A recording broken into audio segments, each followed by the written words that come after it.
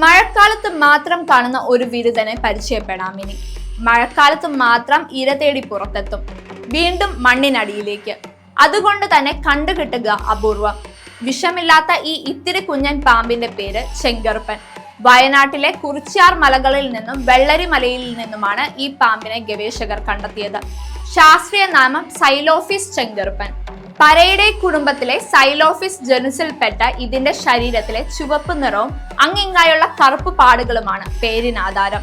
34 centimetre ആണ് പരമാവധി നീളം. മണ്ണിരയാണ് ഇഷ്ടഭക്ഷണം. 2010 ശാസ്ത്രജ്ഞൻ ജാഫർ പാലോട്ടിന്റെ നേതൃത്വത്തിലുള്ള സംഘം നടത്തിയ പശ്ചിമഘട്ട യാത്രയിലാണ് ഈ പാമ്പിനെ ആദ്യമായി കാണുന്നത്. സൈലോഫിസ് ജനുസിലെ ഇന്നുവരെ 5 പാമ്പുകളെ മാത്രമേ കണ്ടെത്തിയിട്ടുള്ളൂ. അവയെല്ലാം പശ്ചിമഘട്ടത്തിൽ നിന്ന്, പ്രത്യേകിച്ച് കേരളത്തിൽ നിന്നാണ് താനും. ഇതോടെ കേരളത്തിൽ 131 ഇനം പാമ്പുകളായി.